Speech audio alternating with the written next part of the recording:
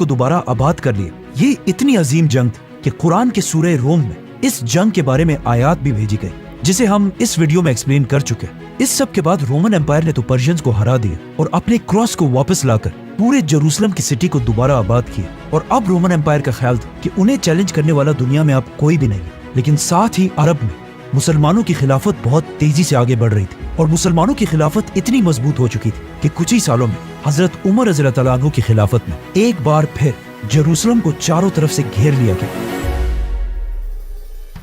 Now Jerusalem के leader सफरोनियस को इस सिटी की हिस्ट्री का बहुत अच्छी तरह पता था और उसे पता था कि इससे पहले जिसने भी इस सिटी को फतह किया उसने इस सिटी की एक एक चीज को तबाह किया। तो अब सफरोनियस इस बात से डर रहा था कि अब मुसलमान भी इस सिटी का वही हाल ना करें जो इससे पहले बाकियों ने किया था। सफरोनियस जेरूसलम से अपने बादशाह हरकल की तरफ लेटर्स भेजता रहा कि वो आकर इसकी मदद कर सके, लेकिन 4 महीने गुजरने के बाद भी कोई भी उसकी मदद के लिए नहीं आया। तो उसने मजबूरन इस सिटी को सरेंडर करने का इरादा किया, लेकिन सरेंडर से पहले उसने एक बहुत ही अजीब डिमांड रखी जो इससे पहले किसी ने भी नहीं रखी थी। सफरोनियस ने मुसलमानों के जनरल अबू उबैदा की तरफ लेटर भेजा कि मैं सिर्फ एक ही शर्त पर इस अजीम सिटी को मुसलमानों के सामने सरेंडर करूंगा कि मुसलमानों के खलीफा उमर बिन खत्ताब खुद आकर मुझसे मिले, क्योंकि सफरोनियस के दिल में अब जेरूसलम को बचाने की सिर्फ एक ही उम्मीद थी, खलीफा उमर बिन खत्ताब। क्योंकि सफरोनियस ने इससे पहले हजरत उमर के बारे में बार बार सुना था कि हजरत उमर दुनिया के बाकी सारे बादशाहों से बहुत ही डिफरेंट है, बल्कि वो अपने आप को बादशाह कहलवाना भी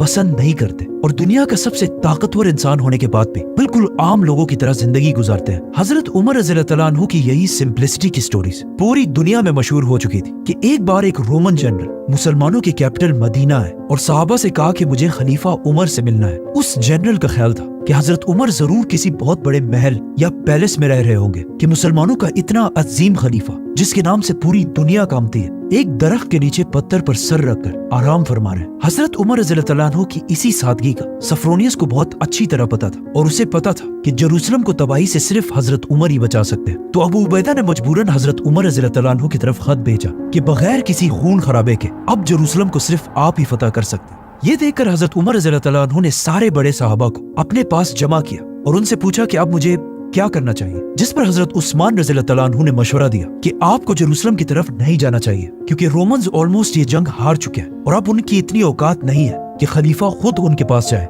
लेकिन वहाँ पर हजरत अली रज़ियल्लाहु अन्हु की राय ये थी कि हजरत उमर को जेरूसलम की तरफ जरूर जाना चाहिए। उमर रज़ियल्लाहु अन्हु को वहाँ सबसे ज्यादा हजरत अली रज़ियल्लाहु अन्हु की राय पसंद आई। इसी के साथ हजरत उमर रज़ियल्लाहु अन्हु अपनी खिलाफत में पहली बार मदीना को छोड़कर फलस्तीन की तरफ रवाना हुए और वहाँ रोमन एम्पायर में भी मुसलमानों की सारी फौज ये सुनकर अपने खलीफा का बेसब्री से इंतजार करने लगी। लेकिन जाने से पहले हजरत उमर ने अली रज़ियल्लाहु अन्हु को अपने पास बुलाया और मदीना के साथ साथ पूरे अरब का कंट्रोल हजरत अली के हवाले करके वहां से चले गए। पहली बार कोई खलीफा अरब से बाहर निकल रहा था। इतनी बड़ी इस्लामिक एम्पायर का खलीफा हजरत उमर कुछ ही सहाबा के साथ मदीना से जेरूसलम की तरफ रवाना हुआ। मदीना और जेरूसलम के दरमियान 1400 किलोमीटर का डिफरेंस है और इसे ऊंटों पर कवर करने में ऑलमोस्ट 1 महीना लग जाता था। लेकिन इस इतने लंबे सफर के लिए भी हजरत उमर के पास सिर्फ एक ऊंट, कुछ खाने पीने की चीजें और साथ कुछ ही सहाबा थे, जबकि हजरत उमर उस वक्त दुनिया के सबसे ताकतवर लोगों में से एक। इसके मुकाबले में अगर आजकल के मुस्लिम लीडर्स को देखा जाए,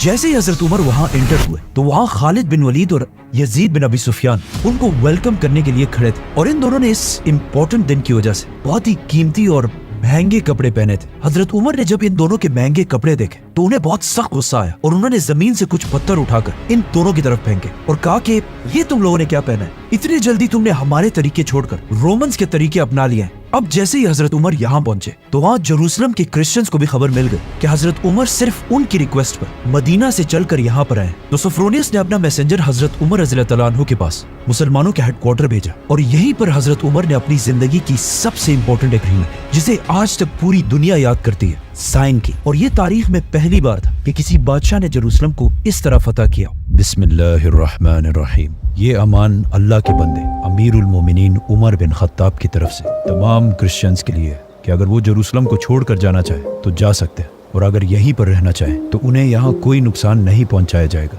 मुसलमान किसी चर्च को नहीं गिराएंगे, मुसलमान किसी से उनका माल नहीं छीनेंगे, किसी को जबरदस्ती इस्लाम लाने पर मजबूर नहीं किया जाएगा, यहाँ तक कि किसी के साथ बदसलूकी रेसिज्म भी नहीं किया जाएगा। मुसलमान किसी से भी जबरदस्ती उनकी जमीनें नहीं छीनेंगे। बाकी हर सिटी की तरह इन्हें मुसलमानों को टैक्स जिजिया देना पड़ेगा। इस एग्रीमेंट में हजरत उमर और क्रिश्चियंस के दरमियान सिर्फ एक ही चीज पर क्लैश आया, यहूदी। क्योंकि क्रिश्चियंस यहूदियों से इतनी नफरत करते थे कि पिछले 600 साल से रोमन्स ने यहूदियों के जेरूसलम आने पर पाबंदी लगा दी थी। हालांकि ये यहूदियों के लिए सबसे इंपॉर्टेंट जगह थी। क्रिश्चियंस ने जेरूसलम सरेंडर करने से पहले यही डिमांड रखी थी कि मुसलमान भी बिल्कुल पहले की तरह यहूदियों के इस सिटी में आने पर पाबंदी लगा दे। लेकिन हजरत उमर को उनकी ये बात पसंद नहीं आई और इस एग्रीमेंट में लिखा कि यहूदी जब भी जेरूसलम आना चाहे आ सकते। लेकिन हजरत उमर को पता था कि अगर 600 साल बाद यहूदी दोबारा आकर जेरूसलम में आबाद हुए तो यहाँ के क्रिश्चियंस और यहूदियों के दरमियान बहुत बड़ी लड़ाई शुरू होगी, क्योंकि ये सिटी सब रिलीजन्स के लिए एक होली सिटी थी। तो हजरत उमर ने ऑर्डर दिया कि यहूदी यहाँ आ तो सकते हैं लेकिन यहाँ रह नहीं सकते। हजरत उमर रज़ियल्लाहु अन्हु का ये ऑर्डर इतना ब्रिलियंट था क्योंकि अगर आज देखा जाए,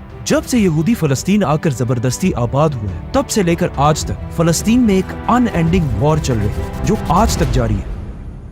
ये एग्रीमेंट लिखने के बाद हजरत उमर ने रसूलुल्लाह सल्लल्लाहु अलैहि वसल्लम की अंगूठी से इस एग्रीमेंट पर मोहर लगाई और खालिद बिन वलीद और बाकी सारे जनरल्स इस पर गवाही लिखी। नाउ इस मुआहदे से सबसे ज्यादा खुशी यहूदियों को हुई क्योंकि पूरी दुनिया के यहूदियों ने 600 साल गुजरने के बाद पहली बार हजरत उमर रज़ियल्लाहु अन्हु की वजह से अपनी होलियस्ट सिटी जेरूसलम को दोबारा देखा। ये वही यहूदी थे जो इससे पहले हमेशा रसूलुल्लाह सल्लल्लाहु अलैहि वसल्लम और इस्लाम के खिलाफ साजिशें करते रहते थे। लेकिन अब जब मुसलमानों को ताकत मिली तो मुसलमानों ने क्रिश्चियंस के सामने खड़े होकर यहूदियों के लिए आवाज उठाई। सफरोनियस का ये मैसेंजर जब हजरत उमर रज़ियल्लाहु अन्हु की एग्रीमेंट लेकर वापस जेरूसलम पहुंचा तो वहाँ सारे क्रिश्चियंस इसे पढ़कर सेलिब्रेट करने लगे क्योंकि उनका ख्याल था कि पिछले हर बादशाह की तरह हजरत उमर भी इस सिटी को फतह करने के बाद तबाह कर देंगे। लेकिन हजरत उमर रज़ियल्लाहु अन्हु ने ऐसा नहीं किया और तारीख में पहली बार बगैर किसी खून खराबे के बिल्कुल अमन के साथ जेरूसलम फतह कर लिया। अब हजरत उमर रज़ियल्लाहु अन्हु का नाम जेरूसलम के हर क्रिश्चियन की जबान पर था और यहाँ के सारे लोग इस अजीम बादशाह को पहली बार देखने के लिए इंतजार करने लगे। तो हजरत उमर रज़ियल्लाहु अन्हु भी मुसलमानों के हेडक्वार्टर को छोड़कर पहली बार जेरूसलम की तरफ रवाना हुए। जैसे ही हजरत उमर रज़ियल्लाहु अन्हु जेरूसलम के बाहर मुसलमानों की फौज के करीब पहुंचे तो वहाँ अबू उबैदा रज़ियल्लाहु अन्हु और बाकी मुसलमानों ने उनका वेलकम किया। उन मुसलमान जनरल्स ने जब हजरत उमर रज़ियल्लाहु अन्हु के सादा और पुराने कपड़े देखे तो उन्होंने हजरत उमर रज़ियल्लाहु अन्हु से रिक्वेस्ट की कि आप ये पुराने कपड़े चेंज करके कुछ नए और महंगे कपड़े पहने और हजरत उमर रज़ियल्लाहु अन्हु की सवारी के लिए एक खूबसूरत घोड़ा भी लेकर आए। लेकिन हजरत उमर रज़ियल्लाहु अन्हु ने उन सब से कहा कि नहीं, एक जमाना था कि हम दुनिया के सबसे कमजोर और बैकवर्ड लोगों में से थे और आज जो हमें ये इज्जत मिली है वो हमारे कपड़ों या सवारी की वजह से नहीं बल्कि सिर्फ और सिर्फ इस्लाम की वजह से मिली है। ये कहते ही हजरत उमर रज़ियल्लाहु अन्हु यहाँ से जेरूसलम की तरफ रवाना हुए। अब यहाँ पे एक बहुत ही इंटरेस्टिंग स्टोरी और एक बहुत बड़ी कंफ्यूजन भी है कि हजरत उमर रज़ियल्लाहु अन्हु अपने गुलाम के साथ सिर्फ एक ही ऊंट पर जेरूसलम की तरफ गए। रास्ते में ये दोनों बारी बारी इस ऊंट की सवारी करते थे और जैसे ये दोनों जेरूसलम पहुंचे तो ऊंट पर हजरत उमर नहीं